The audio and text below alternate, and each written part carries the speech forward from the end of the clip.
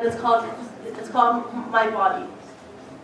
And this is actually the first place that I've performed in. So you are the first audience for this. My body is the phantom limb that my parents severed from their wounded tree, carried halfway around the world, and replanted in American soil before I speak my first words.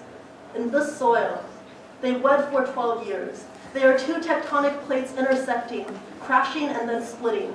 Their relationship's eulogy begins with my life. It begins with the embrace of airplane passenger seats against my body, the threatening hum of a vacuum cleaner as I saw my dad brush it against my mother's skin, the word mother, all 6 letters of it, as she showed me how to embody each one. I felt like I was hers as she was mine, as we waited 9 years for our green card. And every night the sun sets to her coming back home from work, and she whispers to me every night all the things that she went through, so I could even know what homework feels like. So I could even know the drone of an airplane. So I could even know the 2 letters of a college degree. So I could even know the stage. Family is what my life revolved around the absence of. It existed in the borderlines between my mother and my father that I only saw over the summers, in the mountain of things I put in their place, a pile of painted pictures, the friends that I would learn to call transient when I was shipped to a new place at the rate my mother found a new job. I learned every nook and cranny of this country. I learned to bend its singular language into houses that I could sneak into. And I learned how to climb evergreen trees of the Pacific Northwest, and how they brought me to the factory skin of New England, but I learned nothing of my own country. Once an archaeologist dug into my skin and found a tunnel all the way to China. The entrance greets you with the smog of Beijing, the humming history of a country rumbling in my bloodstream. A taxi driver asks me why I have a funny accent, and I tell him the short answer.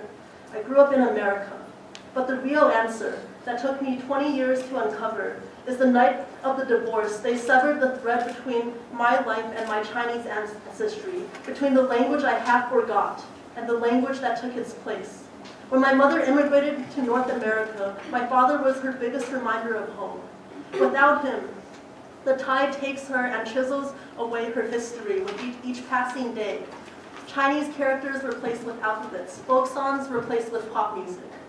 It is easy for your present place to erase the striations of everywhere that you've been before, to wipe clean the slate. I have spent my entire life doing so unknowingly.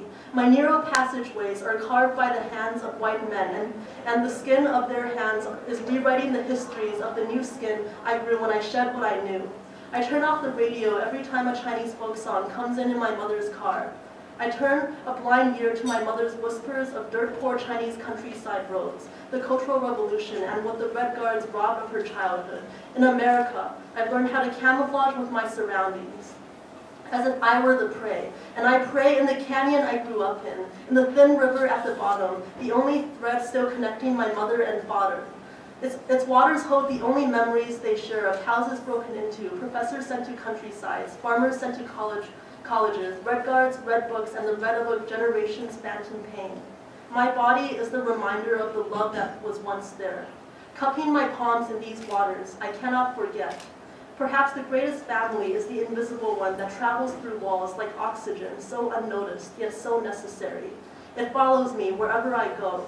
In all those nights, I repeat to myself, I am alive and asleep. I let my family roam free, every room in this flesh, on this stage, on this blank page. I awake to find I was never alone. Thank you.